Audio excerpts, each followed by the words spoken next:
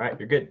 Hey, welcome to day 3, track 1, growth for your Build Your Consulting Business Now Summit 2020. And today we have Cathy Sexton. We're so excited to have her on our talk today. She has a program and a talk here, Systemize Your Success, how to avoid being a bottleneck in your own business. I'm going to read a few words here. I want you to say, do you ever feel any of these? Overworked, overwhelmed, frustrated, stressed out. If you say those to yourself, you've probably created a bottleneck in your business. And Cathy has a solution for that. She's going to help you understand your own natural productivity style and the mindset around that. So, and she's going to help us explore that today on this talk. So we welcome you, Cathy, with your beautiful, beautiful, is that a wall hanging? And we'll have you take it away and help us understand all about that. Okay, so let's get started. I'm so glad I could be here and share with you today. And as Bonnie said, you know, maybe you're feeling overworked, overwhelmed, and with all the hats that you're wearing. You know, maybe you started your business and, you know, or you haven't started, or, you know, you're thinking about a business. But when we all go into business for different reasons, and we start our business maybe to have flexibility, to help others, to share our skills, can't say that, and talents, to be your own boss and call the shots. You know, and before we know it, we're wearing all the hats and we're piling them on. You know, have you ever felt like, you know, you're going in a million different directions and we just don't know where to start when we get into that mind frame of everything coming into us at one time? There can be a lot of reasons that this happens, and for some of it, it's just the nature of the beast of running a business. But you know, most of it is avoidable. So being the bottleneck, another problem is that maybe you have become the bottleneck or someone else in your business, but more likely it's you, the business owner. What do I mean by bottleneck? Bottlenecks stop the flow of your business, and it makes it impossible for you to scale or grow your business.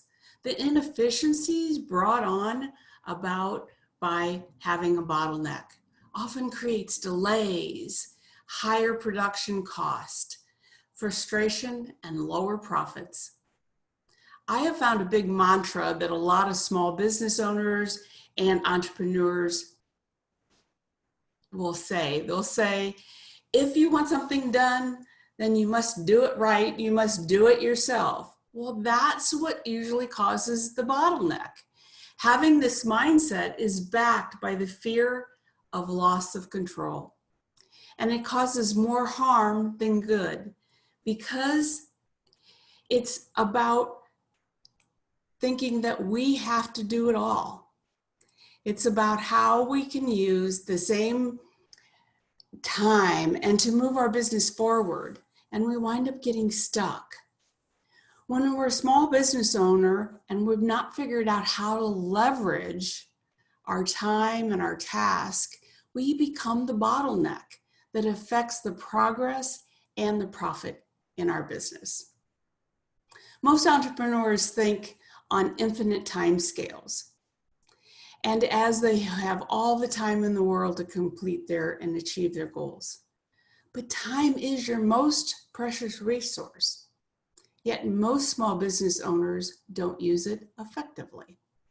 We need to analyze your business systems and identify any time-wasting processes.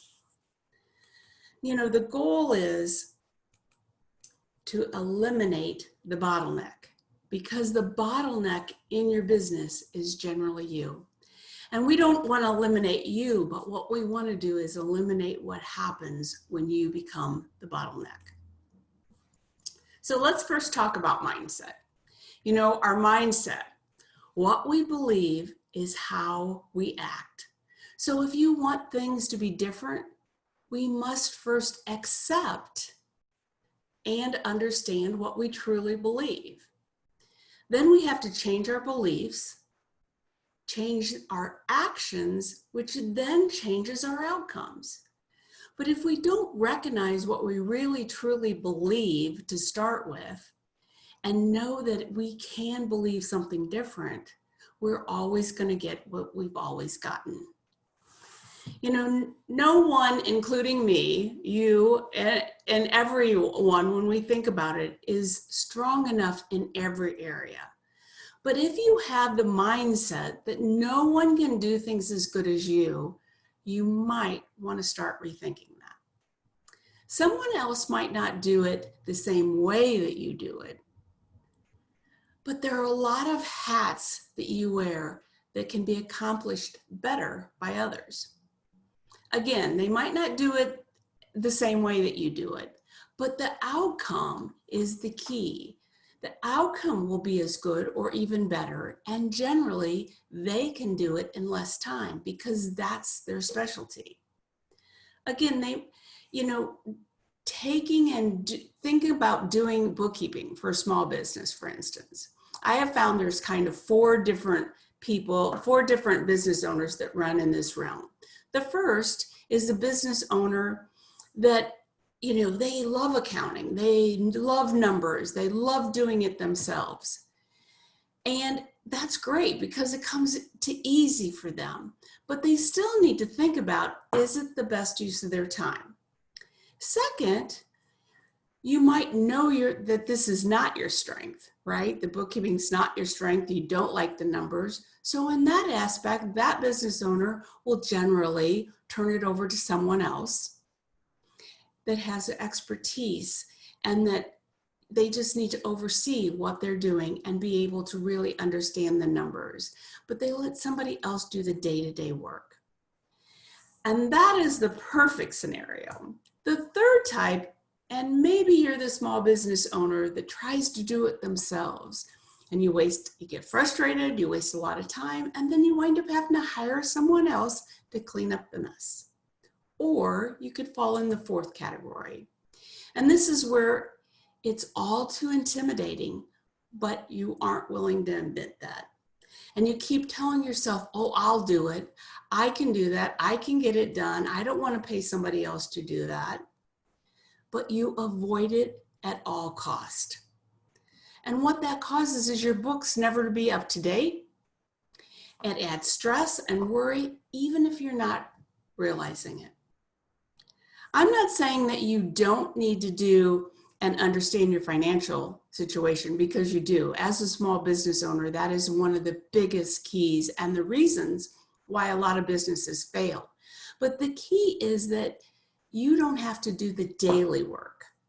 There are so many areas just like this that no business needs spending your time and spinning your wheels. So think about building a website. If you're not good at that, that's not where you need to be spending your time. Marketing, daily task. It's really about thinking about what are you going to do that's the best and using your strength in the best way. So not having the right mindset around which hats are important for you and which tasks could be left to the experts, which tasks should be hired out, is key to reducing the bottleneck in your business. So even if you're a solopreneur, you're just starting out, think about when the time comes when you'll have team members and what will you give them to do. It's one thing to be the only person working in your business, but it's totally different to be and have to be the only person working in your business. So I'm going to say that again. It's one thing to be the only person working in your business, and it's a totally different thing to have to be the only person working in your business, meaning that you're the only one that knows how to do anything. If you have a staff or someone to delegate, my question to you is, are you delegating everything that you possibly can delegate? Or are you holding on to the control that keeps you working in your business instead of on your business. Are you ready to think differently?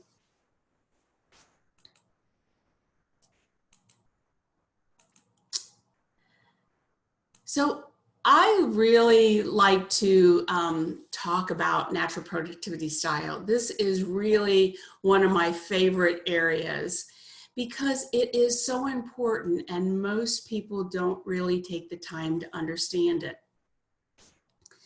So when you understand when you understand what your natural productivity style is and you work in your natural productivity style, your stress will be decreased.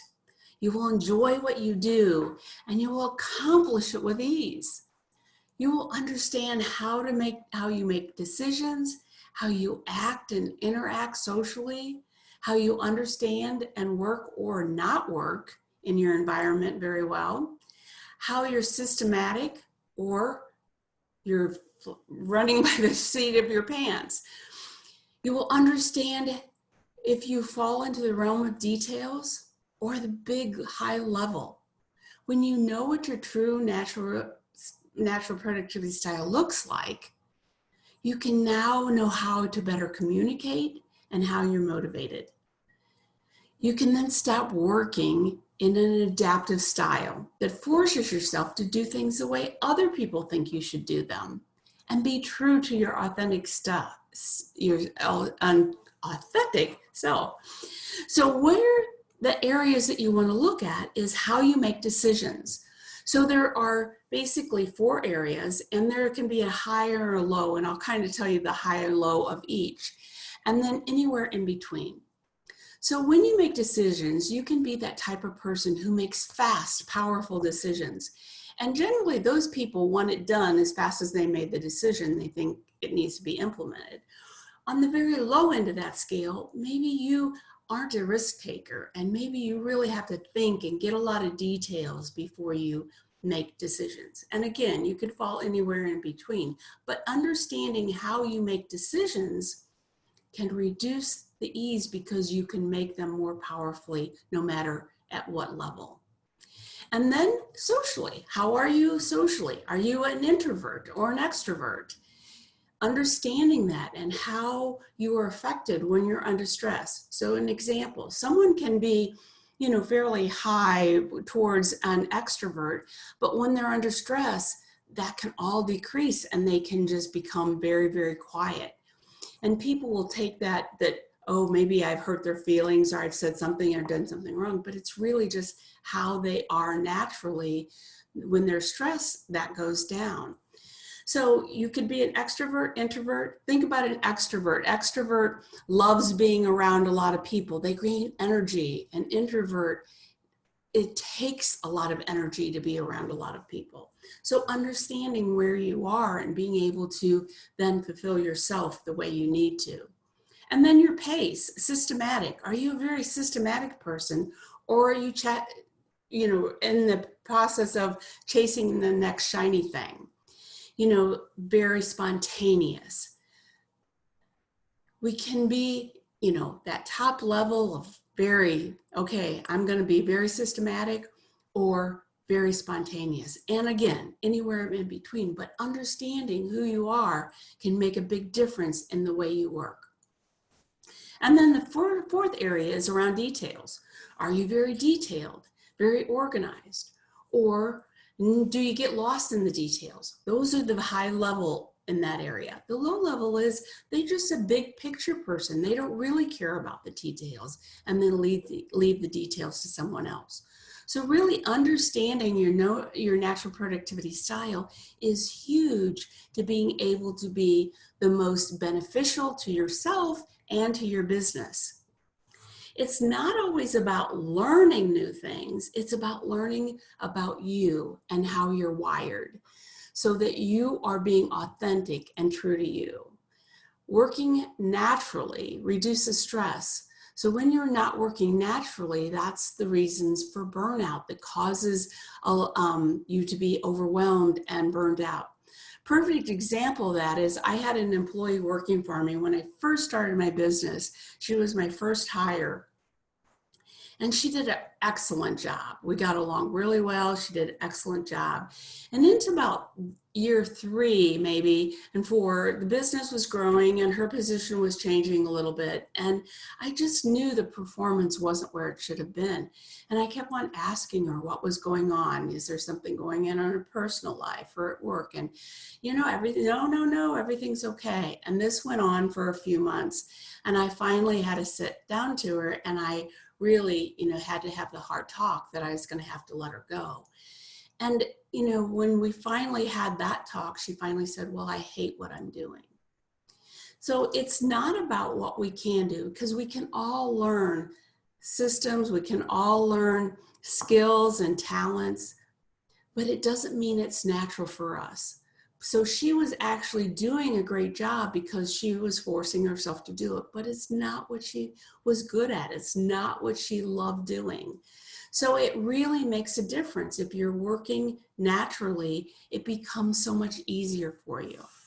So my question to you is, do you know what your natural productivity style is?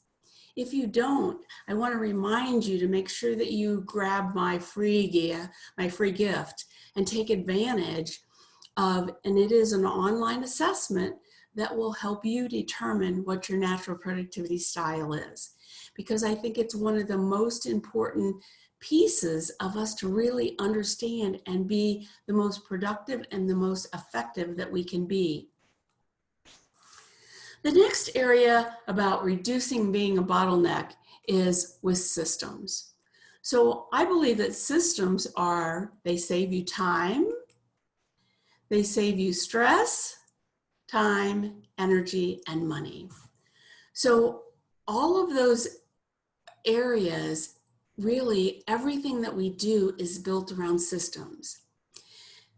When I stated earlier, we only have 24 hours a day, right? Well, we can save ourselves a lot of time and add consistency and be more effective and efficient by creating systems and processes. As small business owners, since you started the business and you built the business as you went along, a lot of systems and processes were created, and there might all still be in your head. That's one of the reasons why we don't let up control, because it's to give someone else the ability, because we don't want to think about having to teach somebody else everything we know, because all this stuff is in our head. You become the bottleneck that keeps things small. It keeps you overworked and overwhelmed. And when you take the time to document each procedure, it will start saving you time. It makes it easier to train others and build the foundation to move your business in a successful direction. So systems are vital. It really separates the very successful from the others. It adds speed and gives speed and scalability and leverage to your business. Without systems, you are capping the growth of your business. A lot of time is wasted when we don't have systems in place. We are paying over and over again for our time for the same result. Systematization is a simple procedure to create a routine way to respond to a midriff of tasks that we have. It frees up our time so that we can do what we do best and use our strengths in the right ways. Yes, we can systematize every area of our life. So why have systems? Because it builds a valuable asset to our business. The value that systems bring makes it capable for your business to run without you. When we don't have systems built in and you're the one that's always having to know everything and everybody has to come to you, the business cannot continue without you. So when you think about that, if you ever want to sell your business, you have to have a valuable asset. And if you don't have systems and it's all you have lost that valuable asset that is sellable. You need to leverage, again, scalability equals expansion. And consistency is the key to delivering excellent products and excellent service to your customers. It can reduce your labor cost. You won't be wasting time reinventing the wheel each time. So it improves your efficiency and you reduce your labor cost. Being overlooked and costly. Systems are often overlooked. That is a costly mistake. Back of the house office and functions. They tend to be rejected because maybe some people think they're boring or they're a waste of time to take the time to document things. But it's really so important because we need to make the time to be able to transform our business into a positive manner to allow growth and increase success. We have to look at those back end parts of our business, those procedures and processes as the key to our growth. It's not, and maybe they might seem boring for some, but it's what it is the key that keeps your business in a movable, growable, sustainable business. So first, when we're thinking about systems, we want to identify the roles in your business. Identifying roles in your business, it's not who's going to be in that role. It's about what roles need to be done. And I want you to think through that as if your business was 10 times bigger than it really is currently. With that in mind, those are the roles that you want to create. So do you need a bookkeeper? Do you need an additional person for shipping? Do you need a salesperson or a marketing person? You want to look at, if my business was 10 times bigger than it is right now, what roles do I need to have? As a small business owner, it's not a problem if you're currently performing all those roles. That's understandable because that's how we start our businesses. But the problem comes in if you have to perform all those roles and you're the only person that can ever do that. If you're indispensable, you are the bottleneck and your business can only move as fast as you can move. The step-by-step procedure is the heart of all operational process. It's a description of exactly how your organization turns inputs into outputs.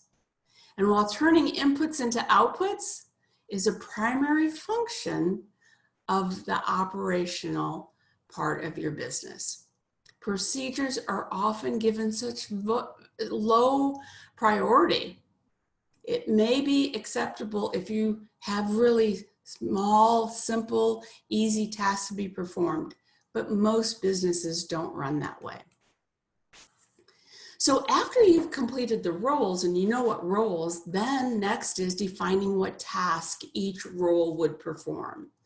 Documenting it exactly how the task should be performed down to the smallest of details, so that you can then later train and cross-train everyone in your company.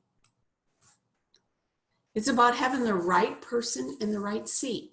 So this goes back to what I talked about earlier with that natural productivity style. I was talking about your natural productivity style.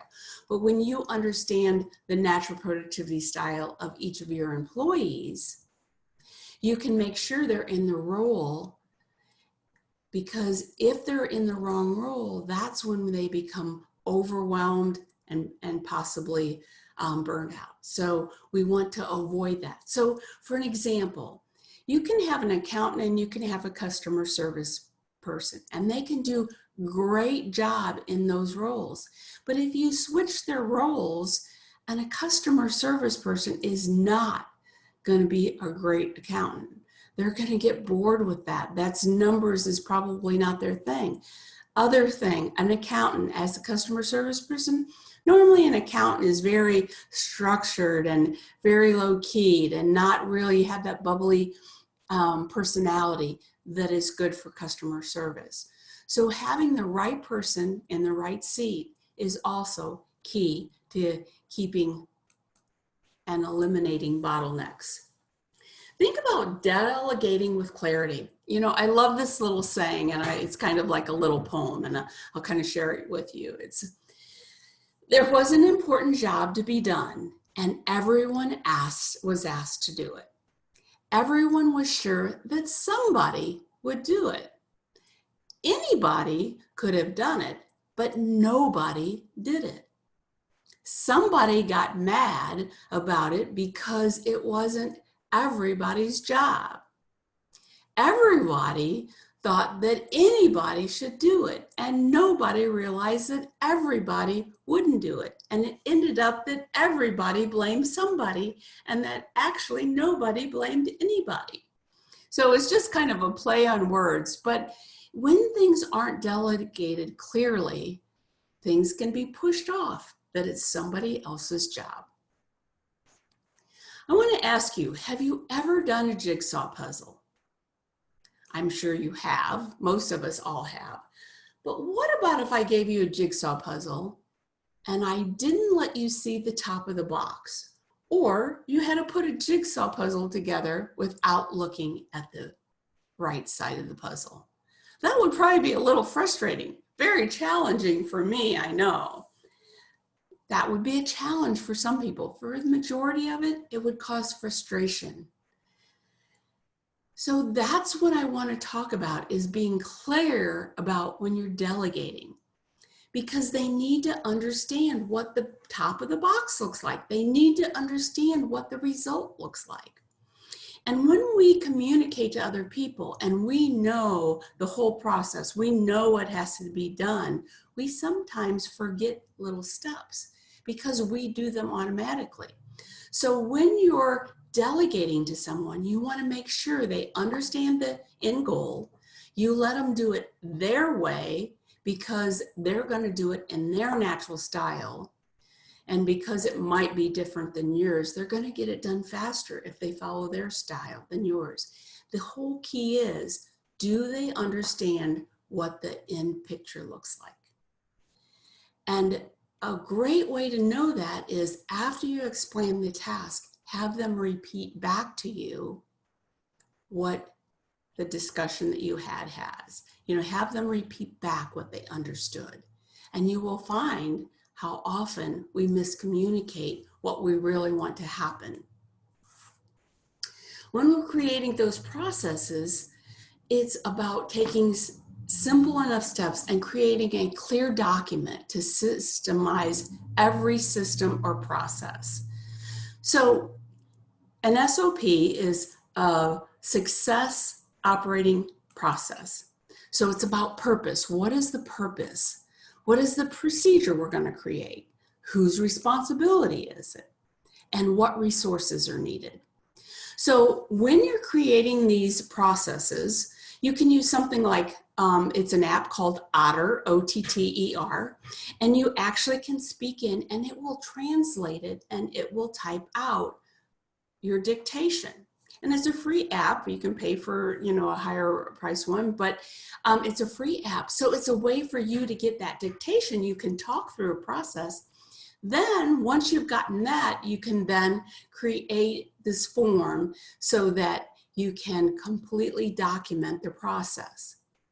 Because when you have it completely documented, then when you're training a new person, they can take the detailed notes and then they can review, and you can review them, you know, review it, make sure it's working right, but they'll have those detailed notes to actually follow step by step.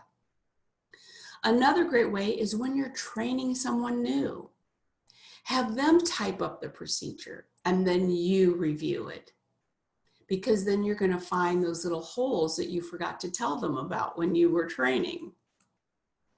Checklist. Checklists are one of the best ways and the best tools to use when you're building a business systems. Checklists are easy to create, they're easy to follow, and it gives you a trackable system. You can break down each task into steps, And these documents can be referred to as part of your operating manual, your know-how-to manual that you're going to create for your business. So my question to you is, do you find checklists helpful? I know I have always used checklists and always found them very easy for us to use. So flowcharts are another way that you can break down your process in different ways. So here's just kind of, a system where you can have the different steps within a process. When you break it down into sub-processes, you can train a new hire with fewer steps and fewer tasks. It's easier to access information. You can provide structure to give the next person that needs to learn how to do that task that you need. And then use video. That's a great way to create a training video, is to you can use something like Zoom and record your screen or use a video. I have a client who it's a bed store, and they use video, and we created videos to show their customers how to put the frames together. So using video or like using Zoom and walking through the process, talking through the process, this will help you record the processes and help you document it in an easy way to be able to do it. And a lot of people learn much easier by seeing than by people just verbally talking to them. And then creating step-by-step processes is at the heart of an operating process. Processes are often given very low priority, but it's maybe acceptable if your procedures are very simple, but most are more complicated than that. So try and do it as step-by-step and as small as steps as you possibly can when you're creating procedures. So some of the keys for systems are creating a vision of what your systems and processes will accomplish. What do you want them to accomplish in the end? What should that look like? Because what you want in the end walks us backwards into what and how you're going to create those processes and systems. And there's no perfect system, right? There's no perfect system, and systems need to be tweaked along the way because processes change, things change, we need to change processes. So it's really important to then test and retest your system, make sure. And once things are not going, things will start going very much smoothly when you have systems and processes in place, but it's times there could be a bump in the road, and that's the time to come back and revisit your systems. So as your business grows, you want to delegate, you want to outsource each task. It's easier with step-by-step process, systems in place, scaling becomes super easy. As your business grows, you'll want to start delegating and outsourcing each task. This is going to be so much easier with a step-by-step process rather than giving someone sporadic training or no training at all. How often does that happen? And just letting them wing it and constantly making sure that, they're doing the right thing when we don't give them the guidance they need. Once you have your systems in place, scaling your business becomes simple. It becomes super easy. Once you realize the power of systems, you'll wonder why you never got them done before. And then using processes in a way to get systems you already have documented. So how many of the systems are stored in your head and accessible to only you? Again, that's where the bottleneck comes in, because everyone has to come to you for questions. Everybody has to come for you for the final answer. So it's really important to get all of that stuff out of our heads and into some kind of form of documentation, if it's videos, if it's checklist, if it's step-by-step procedure, operating procedures. It's so important. And when you're starting your business, if you're in the beginning stages, start documenting it from the very beginning, and then you can tweak it as you go through. So what happens when we don't have systems is a catch-22. You know, you have no time to work on your business because you're so busy working in your business. And then on top of that, you can't take any time off because you can't be guaranteed the business will run without you. So if you're indispensable, you are the bottleneck in your business. And the business can only move as fast as you can. So make sure that you learn and you document everything and you systematize your business. So it's about eliminating the bottleneck, right? Our systems, we have roles, so you want to identify those roles. Then who's in those roles? Then you're going to identify the tasks. What do those tasks look like, each and individually? And then you're going to create the training process to teach them. If it's video, checklist, all the different things that we've talked about, you really want to know. And when you do those, that's when you can start growing your business. So stop being the bottleneck in your business. Try learning more about your mindset and what you think about and what needs to change. When it comes to wearing all the hats and feeling there is no choice, just remember, there are always choices. There is always another way of doing something. We just tell ourselves the lie that there's no other way, but there are always new and better ways to do things. We just don't know what they are. So that's when it's helpful to have somebody else. So it's time to change those false beliefs. Learn and understand more about your natural productivity style. So working naturally, authentically, and with ease so that you can work smarter and better with reduced stress. Eliminate systems and processes creating and implementing systems and processes for even the smallest of tasks. Figure out what you can delegate or hire out and build that solid foundation to reduce the hats that you're wearing. Work your strengths, work on your business instead of in your business, and enjoy all aspects of your business and life. These are a few of the ways that you can reduce being the bottleneck in your business and set yourself and your business up for success and business growth. Increase revenue and higher profits.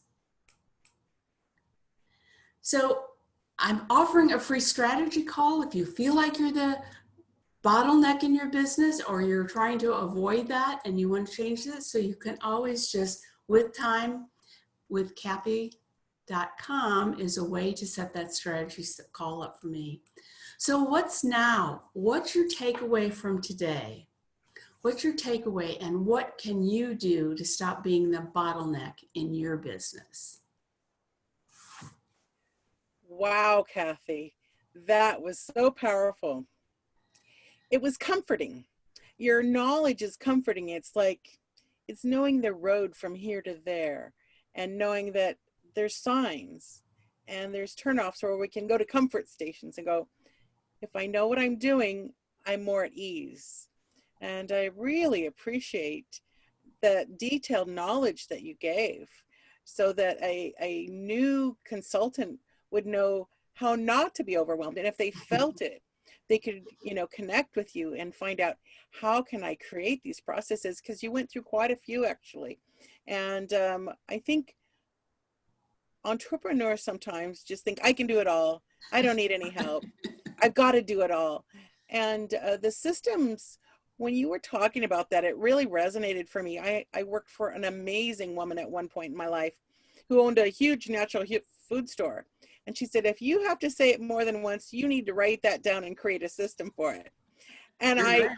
even to this day, I'm helping with a small business here, and I noticed that they didn't even have a training book for a small little job. And I said, well, I have to create this just for myself, so I know Right. what to do. Task lists, and it made it, for the next few employees, it just made it of ease. And what I also really noticed about your talk is honing in and feeling when an employee is in distress and trying to figure that out. That's really, really important, because employees sometimes hold it in, or they don't want to speak it, and maybe they don't even know what the problem is. A lot of times I think you're totally right, in the aspect of the, little story I told. I don't think, for a long time, I don't think she realized, until it really got down to the bottom, and okay, this, but Mhm. yeah. And, when we start out as business owners, we just feel like we have to do it all. We just feel like that, oh, I can't afford to hire somebody, or I can't afford, but there's Mm. so many other ways of bartering and finding somebody that has a strength that you don't have and you can share, or, and a lot of times it's easier and much more beneficial to pay somebody than to try and do it yourself. Right, right. I really was listening to you saying, I don't know that I've even hired an assistant myself. And so my husband and I, as we're scaling up our own business, I really think that's going to be, for me, a bookkeeper would be the cat's meow, because I don't like doing it. Right, right. For Well, sure. and and with the virtual world now, it's so easy. So it's Hmm. not, somebody doesn't have to be in your backyard, and with you guys traveling all over, We do. that's perfect. But But yeah, we tend to forget that those are an option for us. hmm so we have a couple minutes, and you gave us a website for yourself, and share with me a little bit more. What if we go to your website, is that a free offer that you have? Do you have Yeah, it's a certain free strategy programs? session for small business owners or somebody Mhm. who wants to start a small business. And since I've worked with, people from all levels of just starting out to, and just, kind of talking through some of the challenges that they have. So it's just a session I wanted to offer everybody, that if they felt like, they just needed, just somebody they can bounce some ideas off of, or they have a challenge and they just kind of want to know what direction they can go into. Mhm. Can you speak that website again? Yeah, they can just go to call Cathy, no, call Cathy, .com. I thought that was so cute, for Yeah. sure. And so I have another question for you, because we still have a few more minutes here. Yeah. I was curious, when did you come to that realization in your own businesses to teach about, your systemization? Did you have a business and then you realized it, or was that your business from the get-go? No, so I'm an accountant by trade. Hmm. And when I started my own business, I started doing small business for books for small business owners. And I soon realized they had no systems and processes in place. Got And it. then as I started coaching them, I realized that's was really my gift, was to be able to help small business owners put systems and processes in place. I think a little bit about my story, but I, got diagnosed with a life-threatening disease, and it was caused and brought on by stress. And I just don't want small business owners to go down that same road. So for me, helping them put in systems and processes in place and be able to really enjoy their business Right. and have that work-life balance is so crucial. And that's kind of where my passion comes from. I feel that from you. I literally feel that, to not just slave away to because you have to. You said something profound, which a minister of mine often, my favorite minister in Nashville, often says, you get to, you don't have to, you choose to. And when we choose to become consultants, when we choose to love to share what we have, it shouldn't be a chore. It should be, and yes, there will be lots of busy times. This week is especially busy for me, but I choose to do that and I am happy about it. So I see that joy in your own face that you choose to do sharing about systemizing, because it brought you comfort and peace. Mm-hmm. And it can bring, and you've had many clients and you see the results of before and after. And we still have a couple minutes and I want to ask you about that. What client have you had that it really made this dramatic difference, like from they were here and they ended up here? Well, two immediately come to my head. So one was a small independent insurance agency, and she hired me to kind of help her kind of get her office in order and put some systems in place. And her testimonial was, after working with me, her next year, the following year, she tripled her revenue from the year before. And her statement was, and it was basically by implementing the steps that I had worked with her on. Mm-hmm. So that was profound for me to have somebody, triple their revenue in a year. So that was great. And then another one, that client that I'm still working with, I've been working with for 6 years. He's taken over his father's business, so he's had to learn a lot because he had no idea how to run a business. But we systemized what he did with his money. So we made sure he was getting paid first, because that's what a lot of small business owners do not do, they do not pay themselves. And then they get burnt out and frustrated. But with the system, we systemized his profit, his paying himself, and putting away money for when pandemics happen, right? But not that that's funny, but it's, we have to be prepared, because we don't know what's the next day is going to bring any of us. Right. So with him, within a year and a half, he was able to put $30,000 away. So about a year after that, his business dropped out. The whole industry, the business just dropped out. His whole industry. It was really horrendous, but he had the money to survive. And so it's about building, if it's the money side or building the system to sustain you and keep you going, no matter what happens in your business. We're all going to have ups and downs and hills and valleys to go over. But as long as you have things going and you have a path to go on and you have a process, it will make a difference. We thank you so much for joining us at Build Your Consulting Business Now Summit 2020.